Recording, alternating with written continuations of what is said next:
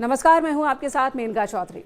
तो दिल्ली में बीजेपी ने बम्पर जीत हासिल कर ली और इसी के साथ एक बड़ा सवाल कि अब अगला मुख्यमंत्री कौन होगा, दिल्ली में सीएम की कुर्सी पर कौन बैठेगा। क्योंकि बीजेपी की ओर से कोई सीएम कैंडिडेट प्रोजेक्ट नहीं किया गया था। इलेक्शन से पहले ऐसा कोई नाम नहीं रखा गया था कि अगर पार्टी जीतती है तो ये मुख्यमंत्री बनाए जाएंगे। बिना चेहरे के ही बीजेपी दिल्ली इलेक्शन में उतरी थी और कई सीनियर नेताओं को और कई मजबूत नेताओं को पार्टी ने चुनाव जिताने की जिम्मेदारी दी थी। चुनाव जीत गए अब बीजेपी के लोग, जाहिर सी बात है। तो अब सवाल है कि आखिर मुख्यमंत्री कौन बनेगा। इस सवाल को लेकर मंथन का दौर शुरू हो चुका है। केंद्रीय गृह मंत्री अमित शाह के आवास पर मीटिंग हुई, जिसमें राष्ट्रीय अध्यक्ष जेपी नड्डा मौजूद, जिसमें दिल्ली बीजेपी के नेता मौजूद हैं और तमाम बड़े लीडर्स मौजूद हैं। बीएल संतोष मौजूद हैं और इसी बात पर मंथन अब शुरू हो चुका है कि आखिर दिल्ली में बीजेपी किसे बनाएगी मुख्यमंत्री। कई नाम हैं जो कि दावेदार हैं। सबसे पहला नाम तो प्रवेश वर्मा का ही है, जो पूर्व मुख्यमंत्री साहिब सिंह वर्मा के बेटे हैं, जो इस पूरे इलेक्शन के दौरान काफ़ी एक्टिव नजर आए। नई दिल्ली से उन्होंने अरविंद केजरीवाल, जो कि पूर्व मुख्यमंत्री हैं, उन्हें मात दी है। नई दिल्ली से ही शीला दीक्षित को मात देकर अरविंद केजरीवाल मुख्यमंत्री बने थे और अब अरविंद केजरीवाल को मात दी है प्रवेश वर्मा ने। तो उनकी दावेदारी सबसे ज़्यादा मजबूत मानी जा रही है। बहुत एक्टिव भी दिखे। इससे पहले वो सांसद रह चुके हैं। 2024 के इलेक्शन में उन्हें लोकसभा का टिकट नहीं दिया गया था, लेकिन तभी उन्हें ये संकेत शायद ज़रूर दे दिया गया था कि आप दिल्ली विधानसभा चुनाव के लिए एक्टिव हो जाइए, और तब से ही उन्होंने दिल्ली विधानसभा में अपना एक्शन, अपनी मूवमेंट बढ़ा दी थी।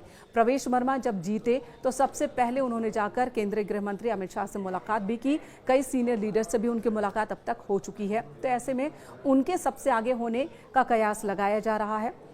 उनकी संभावनाओं के पीछे एक और तर्क है, या कह सकते हैं कि परंपरा सी जो बन गई है कि नई दिल्ली से जो चुनाव जीतता है वही मुख्यमंत्री बनता है। और ये भी एक संयोग कह सकते हैं कि नई दिल्ली से जो पार्टी चुनाव जीतती है विधानसभा की, वो सत्ता में आ जाती है। पहले कांग्रेस लगातार नई दिल्ली से जीतती रही, शीला दीक्षित यहां से विधायक बनती रही और साथ ही साथ मुख्यमंत्री।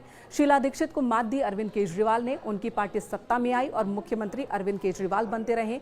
अब नई दिल्ली से ही प्रवेश वर्मा ने केजरीवाल को हराया है, तो अब उनकी दावेदारी इस वजह से भी मजबूत मानी जा रही है।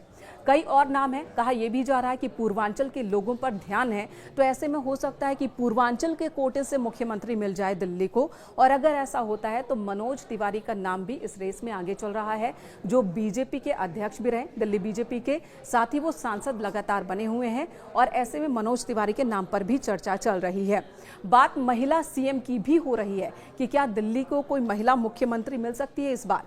अगर ऐसा होता है तो बांसुरी स्वराज का नाम चल रहा है आगे। अगर ऐसा होता है तो बांसुरी स्वराज का नाम आगे चल रहा है। हालांकि राजनीति में वो अभी नई नहीं है, उनकी उम्र भी बहुत ज़्यादा नहीं है, लेकिन बांसुरी स्वराज ने जिस तरह से राजनीति में कदम रखा और उनकी जो वाकपटुता है वो बहुत प्रभावी है।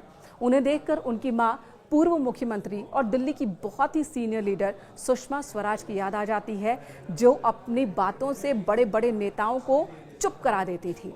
तो बांसुरी के नाम की भी चर्चा हो रही है।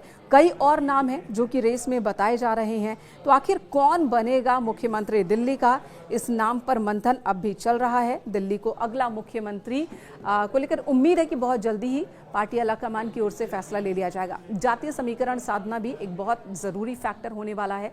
जब दिल्ली सीएम का पद के लिए चेहरा चुना जाएगा, नाम पर फैसला लिया जाएगा, विधायक दल का नेता अपने ही विधायकों में से विधायक दल का नेता को चुनेगा, यानी कि तमाम विधायक मिलकर विधायक दल का नेता चुनते हैं। हालांकि औपचारिक तौर पर, अनौपचारिक तौर पर अंतिम फैसला पार्टी आलाकमान का ही होगा।